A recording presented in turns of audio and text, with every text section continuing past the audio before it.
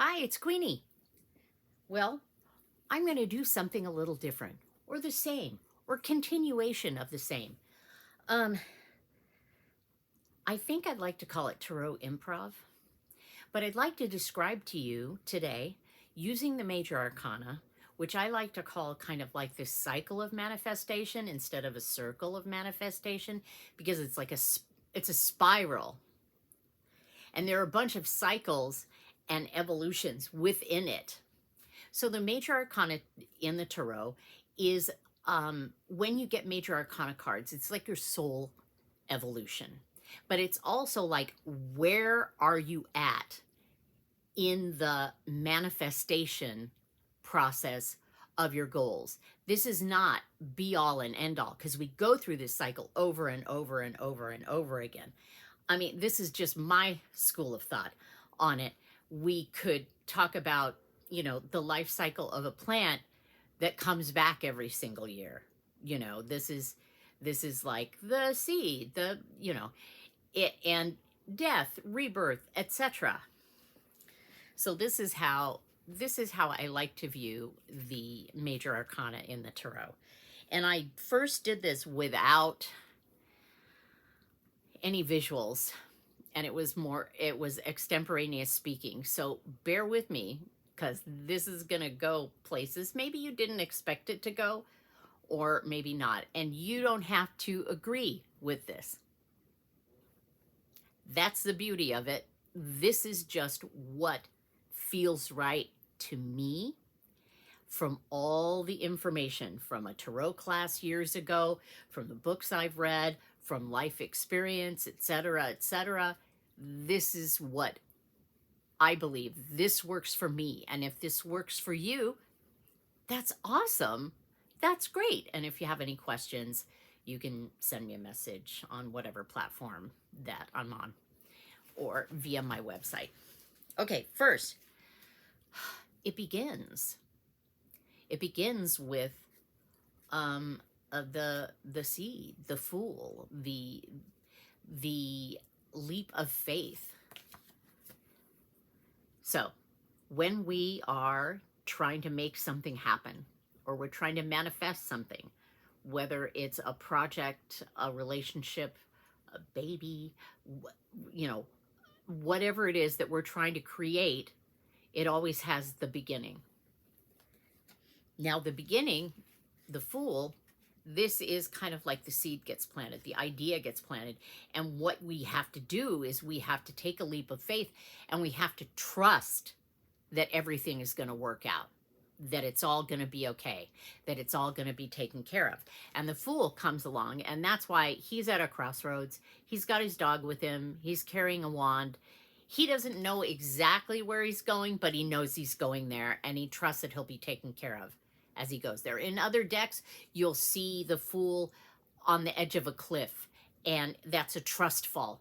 He's trusting that they're trusting that they'll be taken care of regardless. Okay? That's the beginning.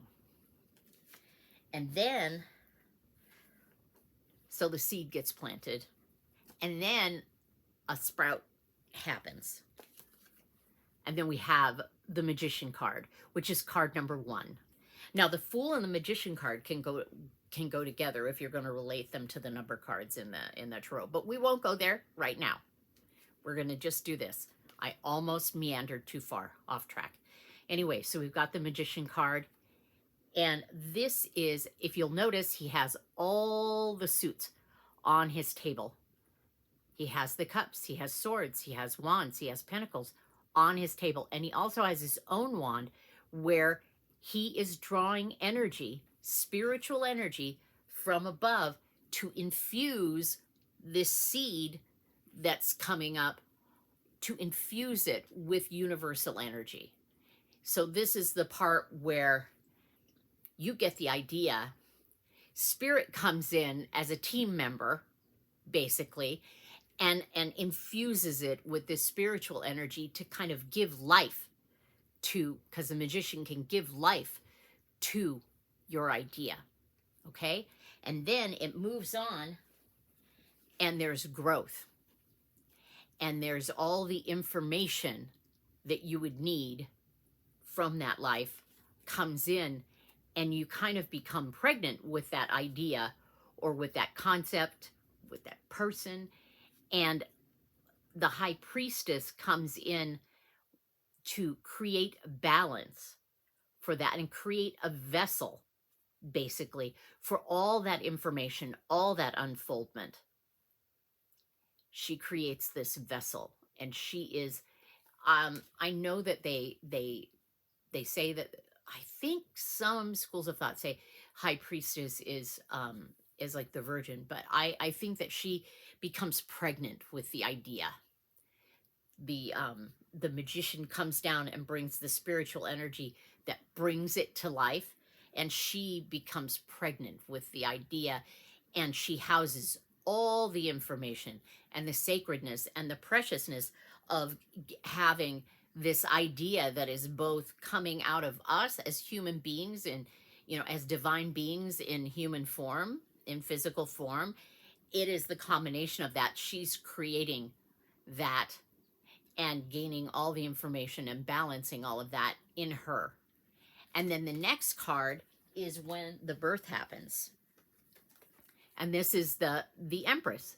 And the Empress, that means that part of the idea, or enough of the idea, is busting through the surface, and you can see it now. And she is creation. She is, pay attention to me. She is given birth to the idea. And the idea is beautiful and radiant, and you want to protect that idea. But with 3, it's more like, hey, hi, I came out, I got all the knowledge, I came out, hey. So this is that part of the idea where the initial spark is revealed. Okay, then what happens is, once that happens, you have to create a structure for this creation to grow in. And that is the Emperor. And the Emperor comes along and creates this structure for this creation to grow in, or evolve in, or blossom in, and it grounds it. It grounds it. So the Emperor comes in and grounds it and creates this structure for whatever it is that you're creating. And then what happens is that creation gets just a little too big for that structure, and it's time to expand. And that's where we get the Hierophant. And here's where I come into a conundrum. The Hierophant, to me, this is a very patriarchal card, which it's not, I like to go with the numerological reading or definition of the number 5, which you've got the 4, and then the 5 is this expansion of knowledge, this expansion of spiritual knowledge, this necessary expansion. So first you have this stable foundation to launch off from, so that you can have this spiritual expansion. And that's the part where the Hierophant comes in. And then the Hierophant comes in, and you've had this spiritual expansion, and now you want to, with the Lover's card, you want to connect with it and figure out where your heart is with it. And with the Lover's card, it's not just about lovers or love relationships. It's about our connection to spirit, like how we communicate. It's communication and relationships of all kinds. It's networking. So basically, you have expanded spiritually, and now it's time to meet with like-minded people, connect with like-minded people to support your project, to support what it is that you're trying to create, and to get to the heart of what it is you're trying to create, because we don't create in a vacuum. I might start out solo, but it needs support and community, and that's what the Lover's card has us do.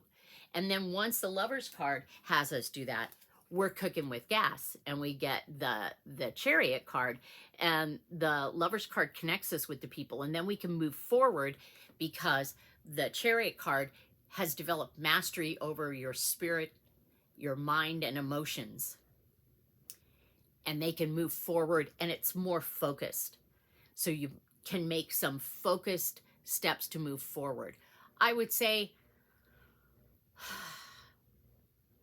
I could get the word gestation it's like this fine-tuning process of the whole thing. And then once we've moved forward enough, then we have to go through and we hit the strength card. And I know that in some decks it's the justice card, but most of my decks have the strength card. So we go to the strength card, and the strength card is we have moved forward enough to where we're realizing that in order for us to be whole, we have to bring more of ourselves to the table. And part of ourselves can be shadow parts of ourselves, or the things that, and we have to accept all the things that we've brought with us so far, because that is part of us. And the strength card is about trusting our primal self, trusting our whole self, not just the parts that are lovable. It's loving all of it, and that's how we move forward. So we've moved forward enough with the Chariot card to where we're like, hey, okay, I have all these aspects. There are all these aspects to this creation that I need to look at and that I need to embrace. I need to bring all of myself forward with this. And what happens with that is that creates a time period of the Hermit. So the Hermit has us go within and kind of interact and what is the word? Oh no. It's has us go in and integrate. I knew it was an I word. And integrate all those parts of ourselves, but that takes a little time. And sometimes in the Hermit phase, it feels kind of dark because we're not sure. It's almost, it kind of connects to the Fool in a way, except it's more matured. We're not sure what's going to happen. We know something is going to occur, but we're not sure what's going to happen. It's kind of like the darkness before the dawn, or what happens right before we give birth. There's this kind of phase where everything is heightened, but it's not time to move forward yet. And that's kind of like the Hermit card. And then after the Hermit card, things just kind of break through. So this breaks through, and we have the Wheel of Fortune. And the Wheel of Fortune has all the, you can kind of relate it to the Magician card. If you 1 + 0 is 1, and that's a Magician card. But again, we've got a card that has all the suits on it. But this time, what's important for this card is we've gotten far enough to where things have opened up. This is one of the initial openings, and we need to be grounded and centered within it in order to move forward. And that the Wheel of Fortune is kind of like, it's like, oh yeah, we got things going. Ooh, what am I, do I want this? Do I not want this? What do I need to let go of so that I can move forward? And then we come to the Justice card. And the Justice kind of lets us know the truth of what we need and what we don't, and gets us balance again. And the Justice card being the 1 + 1 is 2, it's kind of like, you notice that there's pillars just like the High Priestess card. And this is the Sword of Truth and the balance. You see the feather down there. So the Justice card comes along to create some sort of balance after the Wheel of Fortune just blows everything open. You're having to kind of come back to continue your centering so that you can have some balance and get to the truth of it. And when you get to the truth of it, you're kind of forced, in order to proceed, you're forced to look at things from an entirely different way. And that's the Hangman. So the Hangman kind of topples things in a way where you're kind of forced to look at things differently. You have gone through the process. You cannot continue approaching things the way that you did before. And the Hangman shows you that you need to look at things differently so that you can move forward. Okay, and then with the Hangman, you've looked at things in a different way, and this is showing you the Death card, which is in this deck, it's transition. This is showing you what needs to go. You've looked at things in a different way. You've kind of been forced to do that. What's next to let go of so that I can move forward? The transition card or the Death card is about a change and a new beginning. Like, how can we, so you notice how many new beginnings and how many kind of spiral, like cyclical things that go along with the Major Arcana. And this is another one. This is, okay, so pardon me, I've looked at things differently. And now I understand what I need to let go of and what I need to open up to. And I need to trust that everything's going to be okay. And then we go to the, is that it? Yeah. Then we go to the Temperance card, which is number 14. And what this is the art card or the creative card, the alchemist card. And what that does is I'm going to take the stuff that I've kept after I've gone through the death, the transition cycle. I'm going to take the things that I've kept from there, and I'm going to add some things that are current right now. And I'm going to create something entirely new out of it and see what happens. It could be turning lead into gold. It could be not.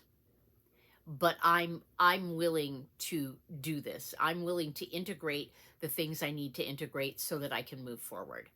This is all about moving forward, but it's also like about starting over and over and over again. So we've got the Temperance card about this. Then the next card is the Devil card, which is materialism. So sometimes the Temperance card causes us to become impatient and try and control our creations and we get bound by our creations. We get trapped in them, and the Devil card comes next, which is materialism in this deck, card number 15. Lighten up.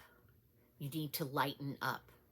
The Devil card comes and says, okay, so, hi, there's some shame around this, and it's not necessary. So I'm going to poke at it a little bit to see if we can move it, because the energy gets stuck. You're like, oh, I made this amazing thing happen. These amazing things are happening. Oh, let me hold on to it. No, that goes against the flow, and the Devil card will come in and poke at things until you are able to lighten up about it and release that control. Because you see the chains, all the suits and the chains that are on him, they're not really wrapped around him. It's not stuck in them. This is all mental. Look what this person could be experiencing behind. So that's the Devil card is like, okay, lighten up. Yeah, we're on our way. You got to trust it. Lighten it up. Let go. You must be willing to let go of the life you planned in order to have the life that is waiting for you. All right. So then we go past the Devil card. I have to turn that. And the things that you're stubborn about not letting go and stubborn about not lightening up about comes the Tower. And the Tower is the destruction of the ego castle. It basically comes along saying, okay, in order for whatever it is you want to manifest, this crap has to go. So these are the things that it kind of shows you, the things that you're stubborn about letting go of, the things that you're stubborn about changing. It's kind of like, okay, well, you've been bitching about your job forever and ever and ever, and all of a sudden your job leaves you. You've been complaining about this relationship and not being happy, and all of a sudden the relationship is over. You have anything that's not built on a firm foundation, anything that is not going to work moving forward in your life for you to move forward and to feel more fulfilled, it's going. And that's what the Tower card is. And some people get really scared of it, but it's necessary. So then we're going to go after the Tower card, and the Tower card has cleared some space for you.